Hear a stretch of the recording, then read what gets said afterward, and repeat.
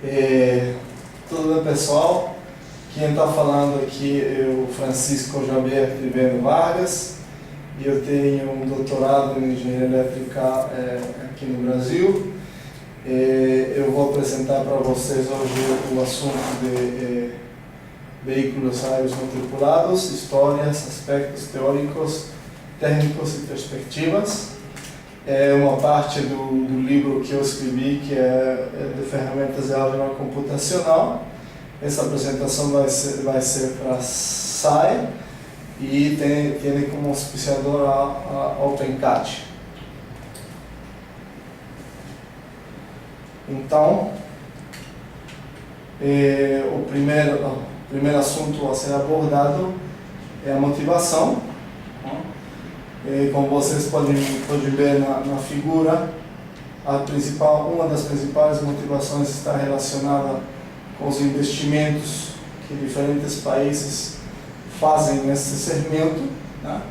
Os mais importantes são os Estados Unidos e a Comunidade Europeia, sendo que o investimento até 2019, né, deve ficar em torno de 10 bilhões.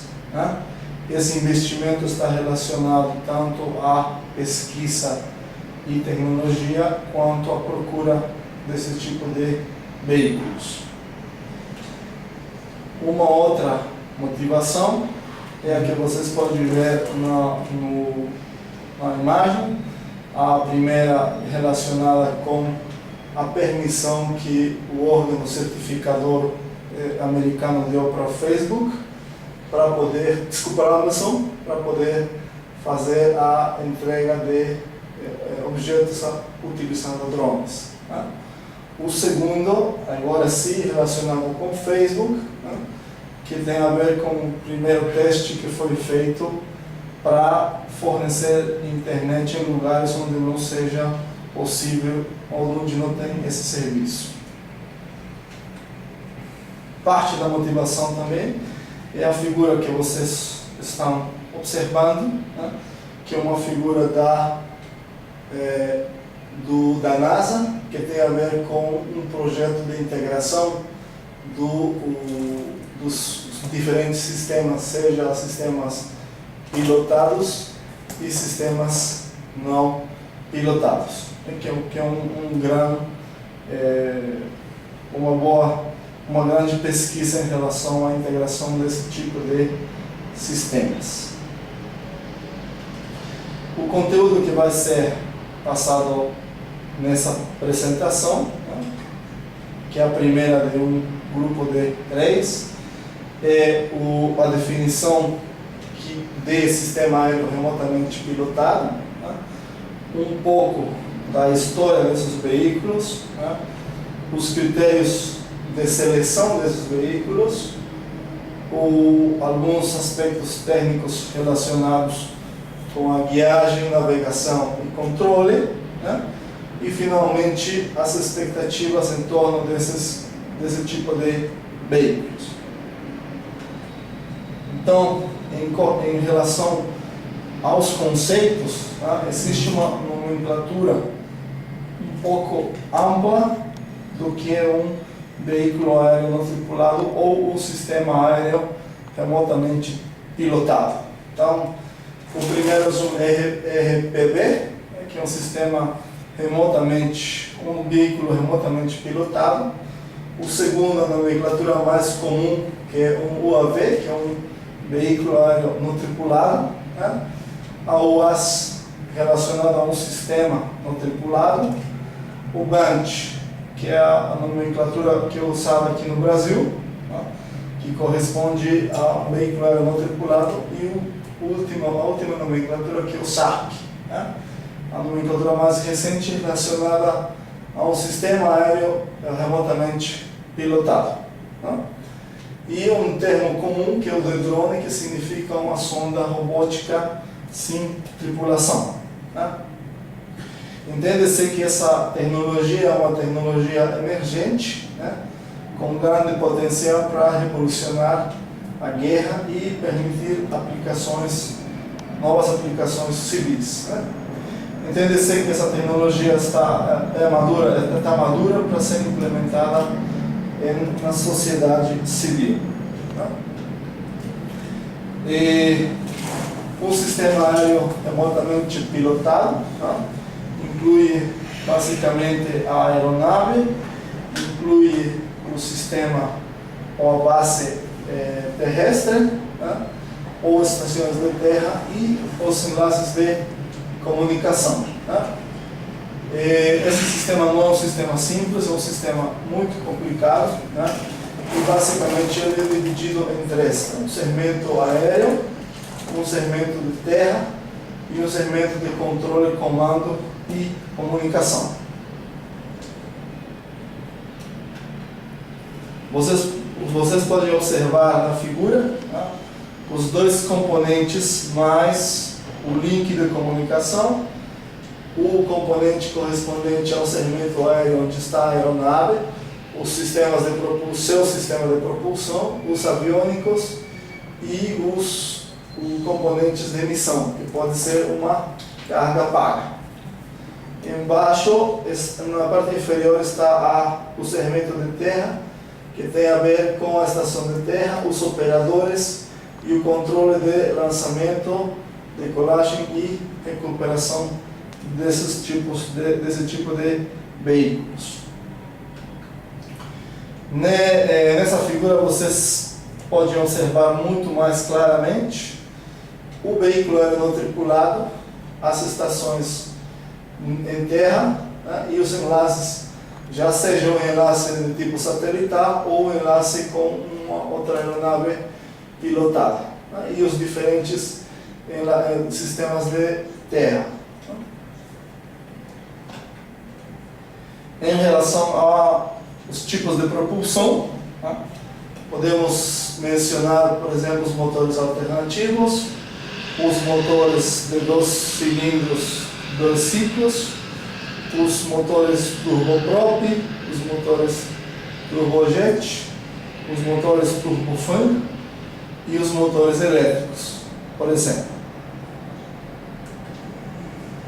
Em relação a sensores, né, eu tenho, por exemplo, câmeras, né, câmeras de movimento e câmeras panorâmicas, tenho sensores, tenho eletroópticos, tenho FLIR, né, tenho SAR, tenho IRLS, tenho ISAR, tenho IFSAR, tenho SHAF, tenho COMIT, tenho LENIT, tenho ECM e LeFluids, para fazer propaganda. Alguns desses termos não são muito comuns, então é necessário fazer uma aclaração ou é necessário fazer uma especificação em cima deles.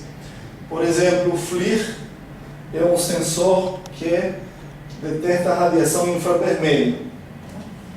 O SAR é um Synthetic Aperture Radar, que fornece imagens de alta resolução. O INSAR ou IFSAR, ele mistura, que é utilizado para geodésia e teledetecção, ele mistura as imagens de SAR para fazer mapas de deformação de superfície. Tem o COMIT que corresponde a comunicações inteligentes, interceptação de voz, texto, canais e monitoração de comunicações amistosas. O LENIT é eletrônica inteligente, que complementa o COMIT. E o ECM, que é um conjunto de um sensor para medidas de apoio eletrônico utilizado em combate técnico. Aspectos de controle de voo. No aspecto do controle de voo, a gente pode observar sensores como o IRAS, o inercial, né, para fazer formação de voo, para fazer voo autônomo, né, para fazer replanejamento, para fazer revisão de tarefas, ou esse conjunto aqui pode ser de tipo analógico, pode ser de tipo digital, pode ser híbrido, pode ser duplex ou triplex, dependendo da redundância que o sistema ou a aeronave tem. Aí, nessa figura, vocês observam a estação de terra, onde tem o operador de cargas e o controle de missão. Essa estação de terra será tão complicada, seja o uso que vai ser dado à aeronave não tripulada. O segundo item dessa apresentação corresponde à parte de história, onde começa e onde nós estamos hoje, em relação aos veículos aéreos não tripulados. O primeiro período em tempo, entre 1920 e 1940, tem o fato, em 1920 tem o fato de que Hermes Sperry aperfeiçoa o giroscópio, que permite fazer a medição das velocidades angulares. Esse fato permitiu fazer o controle de voo. Em 1931, a Inglaterra desenvolve Fairey Queen, como algo radiocontrolado, baseado em um hidroavião, o Fairey 3. Posteriormente, em 1935, é importante ressaltar o assunto mais importante sobre veículos aéreos não tripulados, vem com Reginald Denny, que apresenta seu prototipo radiocontrolado ao exército americano. Esse ponto é um ponto mais importante, já que com ele nasceu o que é o veículo aéreo não tripulado. Ele apresentou o RP-1, o RP-3, o RP-4 e o Q2. Posteriormente, na década de 40 e 50, em 1943, vem a bomba voadora, a B-1A, que é o primeiro míssil guiado em tempos de guerra, especificamente a Segunda Guerra Mundial. Em 1953, vem o programa do AQM-35, que é um drone supersônico, junto com a Northrop, uma das empresas do segmento aéreo. Na década de 50 e 60, vem programas como o de MQ-36, construído para fazer reconhecimento do campo de batalha. Em 1959, o drone alvo Fire-B é usado para fazer missões de reconhecimento no Vietnã do Norte, na China e na Coreia do Norte. Entre 1960 e 1970, nasce o Look D-21, um drone de reconhecimento com Mach 3, um drone supersônico. Em 1971, vem o desenvolvimento do YQM-94, que tem características similares a uma aeronave pilotada, e tem uma autonomia de 24 horas e alta altitude.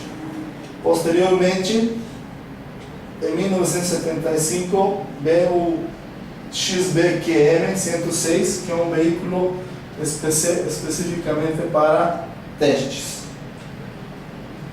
Na década de 1970 e 1980, vem um dos veículos mais importantes, que é o da Rockwell, que é o Heimat, que significa a aeronave altamente maniobrada. Essa aeronave permitiu fazer uma exploração de tecnologias para o caça supersônico do futuro, olhar tecnologias como Fly-by-Wire, checar assuntos como o de materiais compostos e visão sintética, sem dúvida um dos mais importantes. Em 1980, vem o GNAT, que é um veículo não tripulado de reconhecimento desenvolvido pela General Atomics. Em 1985, é produzido o Pioneer da IAI, da Indústria Israelense de Aeronaves, para fazer reconhecimento, vigilância identificação de objetivos e estimação de danos de combate. E na década de 1980, 1990, é lançado o BQ-145, que obtinha fotografias de alta qualidade e permitia fazer transmissão de dados em tempo real. Em 1996 é lançado o RQ-6, desenvolvido para fornecer dados em tempo real. Só que esse projeto demora ou tem uma duração de apenas 3 anos. Em 1996 é lançado também o RQ-3, que é o Dark Star, projeto lançado e cancelado em 1999 por problemas de estabilidade e performance. Os dias de hoje, nós podemos identificar o lançamento do Predator, da General Atomics, em 1995, um drone utilizado para fazer reconhecimento e para fazer guerra, que foi usado no Afeganistão, no Paquistão, na Bósnia, na Sérvia, no Irã, no Iêmen, Líbia e a Somália. Em 1998 vem o RQ-4, que é o Global Hawk, da Northrop Grumman, utilizado como plataforma de alta altitude e alta autonomia para fazer segurança e inteligência. É interessante ressaltar que esse drone ele tem capacidade de vir dos Estados Unidos, fazer reconhecimento na América Latina e retornar à base de operação. Posteriormente, em 2010, é apresentado o drone de combate furtivo mais avançado, construído pelos engenheiros britânicos, que é o Taranis. É um programa que teve uma duração de aproximadamente 10 anos. Na figura vocês podem observar o Predator, onde são especificadas algumas características desse drone, como a de envergadura, comprimento, altura, peso de decolagem, combustível, carga paga, alcance, um teto, e principalmente um armamento. Ele conta com 2 mísseis AGM-114 Hellfire guiados por laser. O próximo ponto da nossa apresentação corresponde a critérios de seleção. Existem diferentes critérios de seleção. Entre eles, o de aplicações. Pode ser aplicações de tipo civil e aplicações de tipo militar. Por exemplo, a autonomia do sistema, qual é a forma de autonomia, qual autônomo é o sistema, a arquitetura do sistema, pelas características como a categoria, decolagem e pouso, tamanho, pelo controle da missão, que são nível de controle, nível de autonomia, função de controle, alcance e localização das estações. Além desses, ainda temos pelas funções de suporte. Existem outros critérios que dependerão do tipo de trabalho ou do tipo de tarefa a ser executada pelo veículo aéreo não tripulado. Em relação a aplicações, temos aplicações de tipo para reconhecimento, temos aplicações para fazer ataque, temos aplicações para fazer suporte ao combate, e além disso para fazer aplicações ou para fazer pesquisa. Existem outros como inteligência, interceptação de comunicações e outros relacionados a aplicações militares. Aplicações civis. Entre as aplicações civis podemos mencionar as aplicações de reconhecimento, as aplicações de comunicações, as aplicações de ensaios em voo e as aplicações de pesquisa atmosférica, entre outras. Aplicações civis. Além das mencionadas, vocês podem observar no quadro aplicações civis como, por exemplo, a prevenção e gestão de desastres, né? Para incêndios, para enchentes, para assentamentos ilegais, né?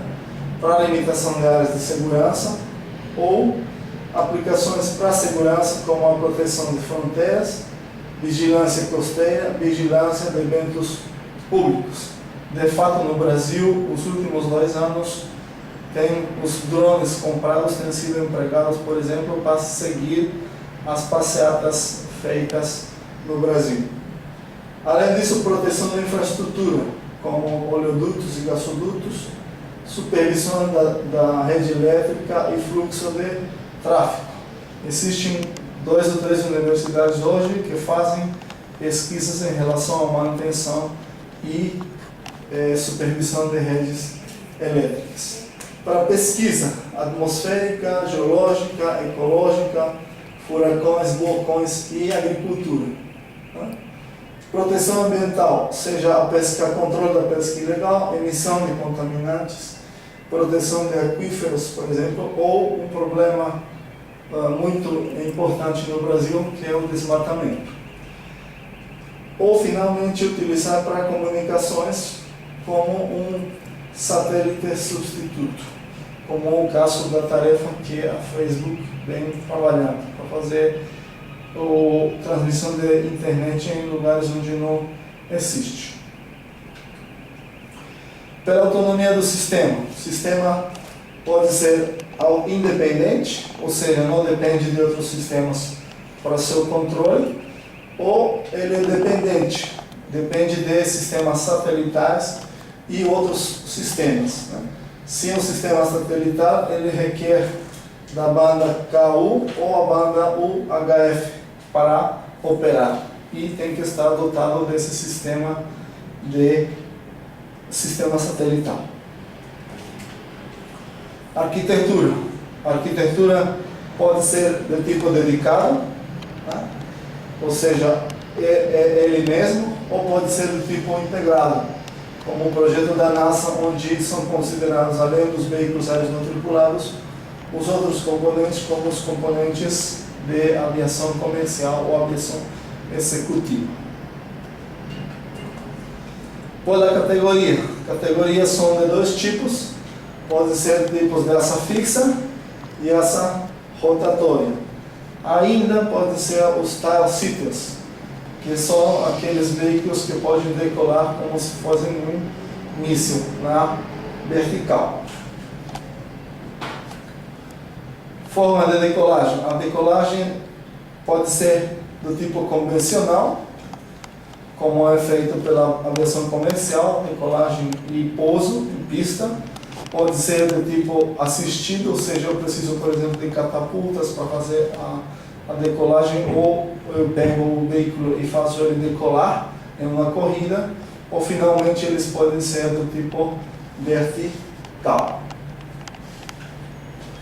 A forma de pouso também pode ser do tipo convencional, ou pode ser na vertical, ou pode ser utilizando esteiras ou paraquedas, por exemplo.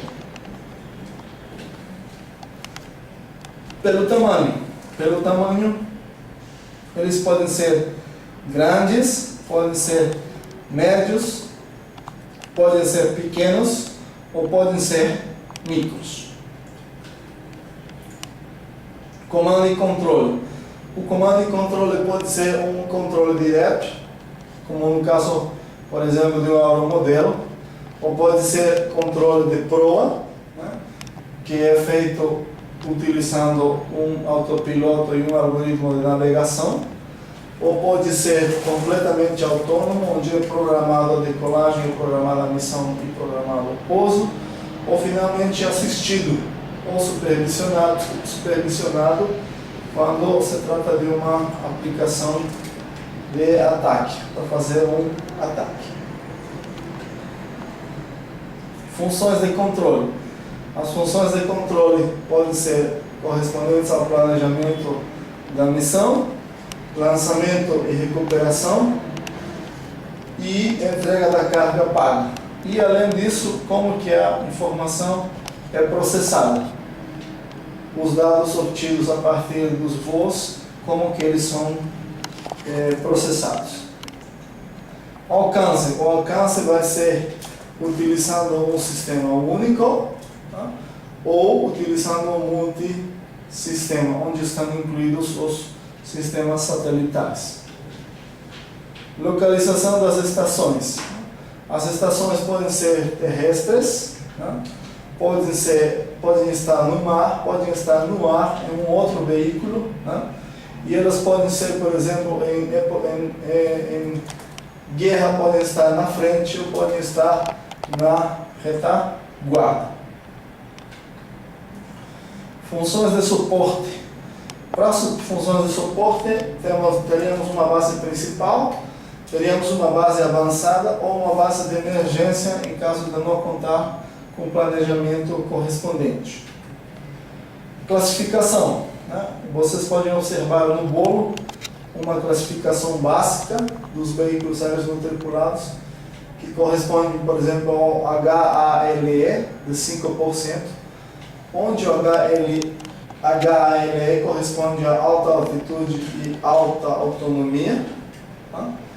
Os MALE, que são MALE, que corresponde a 35%, que é média altitude e alta autonomia. Né? Os MUAS, que corresponde a 60%, que são os sistemas não tripulados micro. Tá? E uma pequena parcela que corresponde ao BTU, aos veículos que podem decolar na vertical. E, da mesma forma, uma outra classificação é a que vocês observam no quadro, onde eu tenho 3 classes, que são a classe 1, classe 2, classe 3, regidas pelos quilos, né? Menor a 150, menor a 600, entre 150 e 600 e maior a 600 quilos. Né? Existem altitudes teto de operação. Né?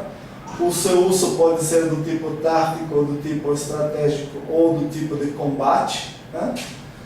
O raio da missão vai depender de qual que é a composição dos veículos, que pode ir de 50 até ilimitado com sistemas satelitais.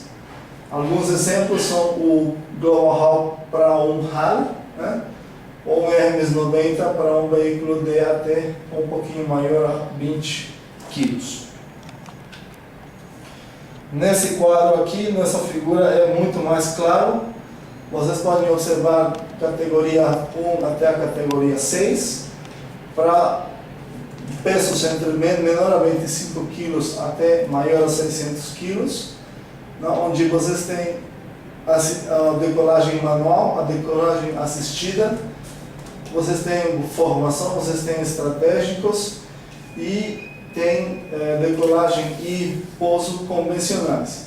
Finalmente, o X-45A, que é um veículo tripulado de combate, que vai até 60 mil pés.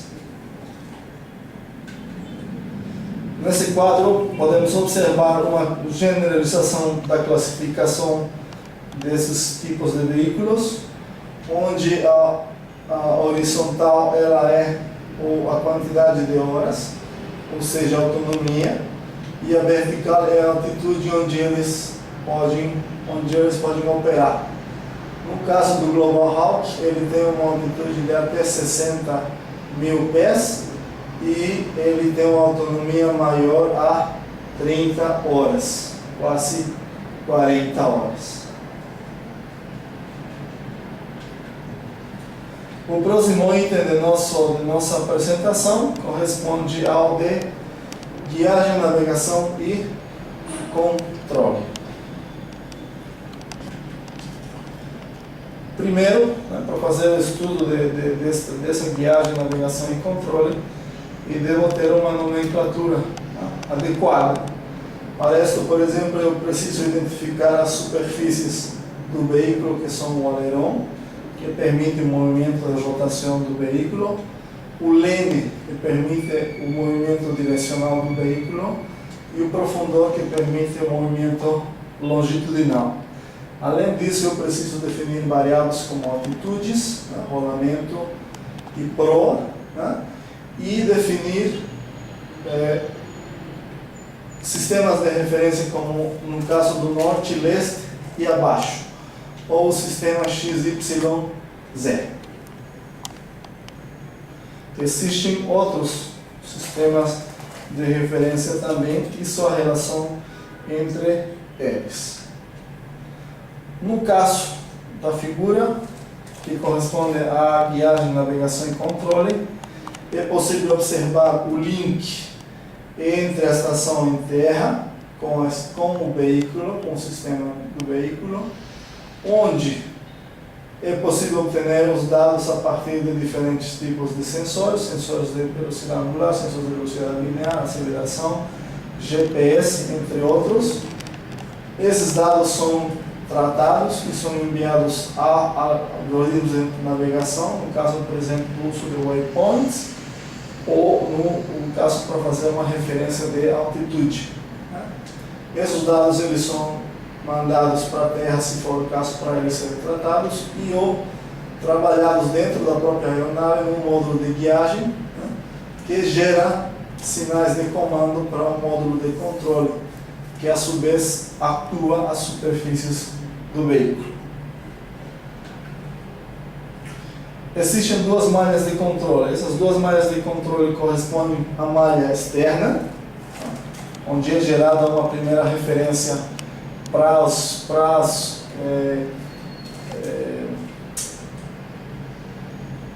classificação longitudinal, para as componentes longitudinais da aeronave e as componentes lateral e direcional da aeronave. Essa primeira referência ela é consumida por uma malha de controle interna, que depois gera os comandos para as superfícies.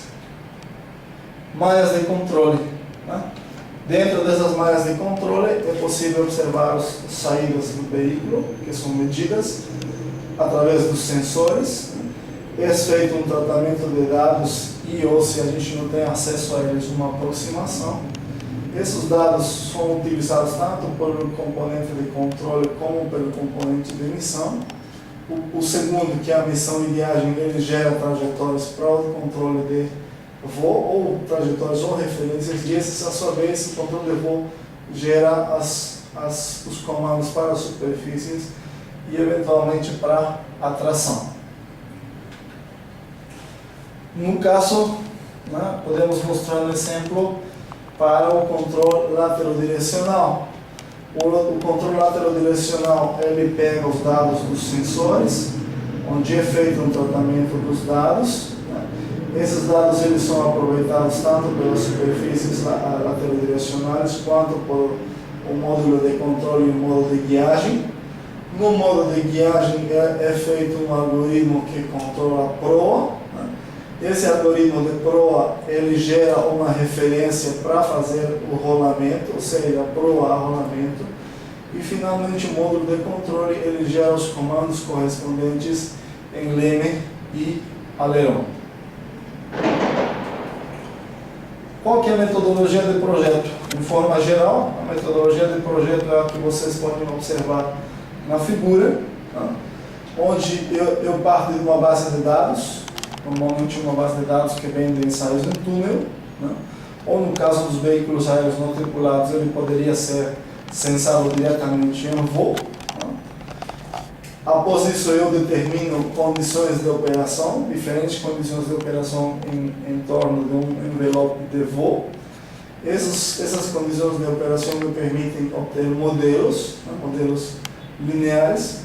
Esses modelos, junto com requisitos como demanda passante, junto com restrições como demanda passante, requisitos de margem de ganho, margem de fase e os polos, assim como como conhecimento das variáveis que eu quero comandar, já seja a altitude, já seja a proa, já sejam as atitudes, eu vou conseguir gerar uma estrutura de controle e obter ganhos para esse controlador. A partir desses ganhos, eu faço análise. Análises corresponde a olhar a margem de fase, olhar a margem de ganho e olhar os polos, assim como a banda passante. Posteriormente, eu entro na etapa de implementação, já seja primeiro a nível de simulação ou a nível de e ensaiou em voo. Estratégias de controle. Uma das estratégias de controle mais comuns é a estratégia de PID, que é o proporcional, integral, derivativo. Na figura vocês observam novamente como é feito o tratamento dos dados. Nesse caso aqui eu tenho o comando de velocidade, aqui tenho a velocidade medida e eu faço o erro deles. Esse erro alimenta o controlador PID, ao mesmo tempo a referência ela é multiplicada por um ganho feed-forward, que é somado ao ganho feedback, e um valor de trimagem, um valor de operação que vai mandar um valor para a atração do veículo.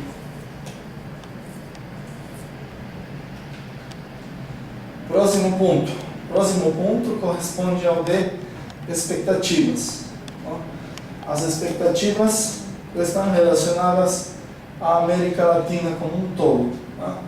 Inicialmente, o da Argentina. A Argentina tem um programa próprio de VANTS que é desconhecido. No entanto, eles já têm esse programa há pelo menos 10 anos. Outro país da América Latina, o país que tem a maior quantidade de drones é o Brasil. É importante ressaltar empresas como a Fly Technologies, que já conseguiu exportar drones a países africanos. Também a Bolívia. A Bolívia fez uma compra de drones que não são utilizados, até onde temos conhecimento. Além disso, firmou um acordo com o Brasil para que drones brasileiros identifiquem áreas produtoras de coca, que não é cumprido. O Chile comprou drones israelenses da mesma forma que os brasileiros para fazer vigilância no país. No Brasil tem, por exemplo, drones como o Heron 1, como o Hermes e como o Falcão. O Heron 1 de fabricação israelense, o Hermes também de fabricação israelense. O primeiro de autonomia até 40 horas, de alcance até 350 km, e eu tenho sistema satelital até 1.500 km. E um teto de operação entre 30.000 até 30.000 pés. No caso do Falcão, ele tem uma autonomia de 16 horas, vai até 1.500 km com sistema satelital, ele sobe até 15.000 pés, é feito pela Blue brasileira, e o Hermes, ele é pela israelense, ele vai até 30.000 pés e também tem um alcance de 1.500 km com sistema satelital. A Argentina tem drones como o Yarara, drones como o ADS-101 Streak e o Lipan. Esses drones foram pedidos tanto do Exército como da Marinha Argentina. Outros veículos aéreos não tripulados da Argentina são o Guardian, são o PAE-22365 e o MECOM. O MECOM teve a patente comprada pelos Estados Unidos. O Peru tem o RT-1, o RT-2, o Condor, o Pegaso, o King e o Beija-Flor. E no 2014 a Força Aérea Peruana começou a desenvolver um veículo aéreo tripulado de combate. O Equador trabalhou nos últimos 7, 8 anos para produzir o Gavilã, junto com sua Força Aérea, e por hoje ele fez uma parceria com a Ucrânia para continuar a produzir veículos aéreos não tripulados. A Colômbia produziu, por exemplo, o Navigator X2 para aplicações civis. Além disso, existem países na América Central, o Caribe e o próprio Brasil interessados em comprar esses drones e interessados em comprar equipamento como sensores e outros equipamentos militares produzidos neste país.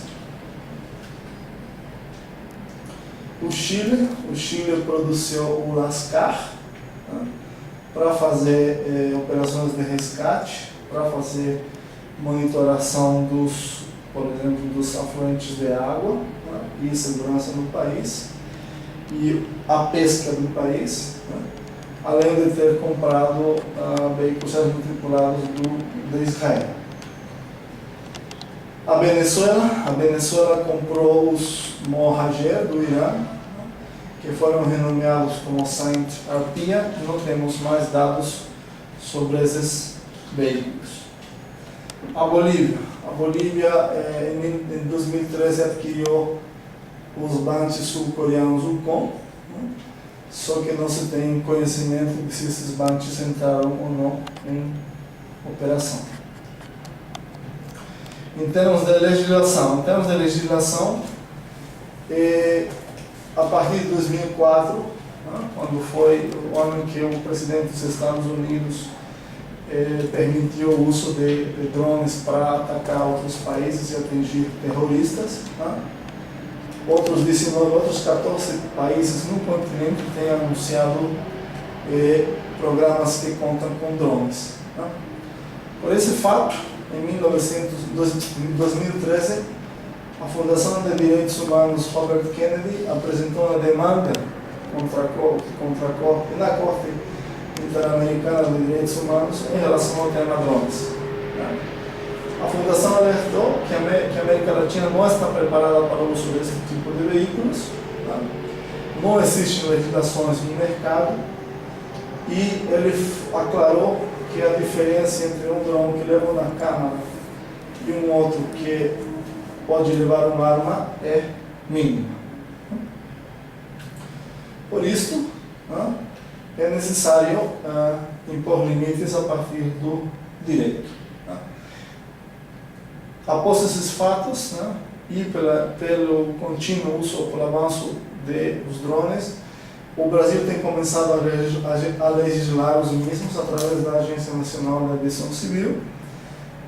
O Chile também tem feito algo similar com a Direção Geral de Aeronáutica Civil. E a Colômbia também começou a elaborar regras para o uso de drones. Os outros países apenas estão começando, não existe legislação. E outro caso importante, onde também já tem legislação, corresponde ao México.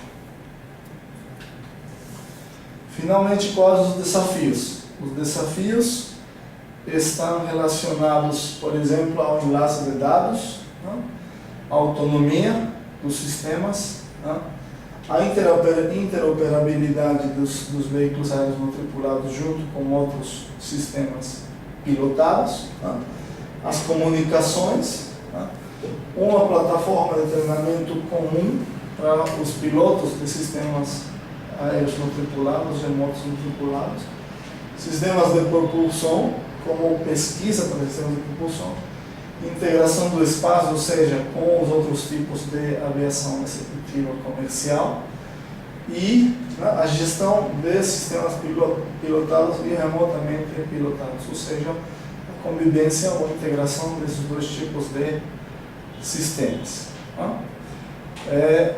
Lembrar para vocês que essa é uma primeira apresentação, devem ser feitas outras, para que vocês possam ter as perguntas que eventualmente surgirem respondidas sobre esse assunto. Obrigado ao OpenCAD pela oportunidade, obrigado pelo auspício em cima dessa apresentação para esse Brasil.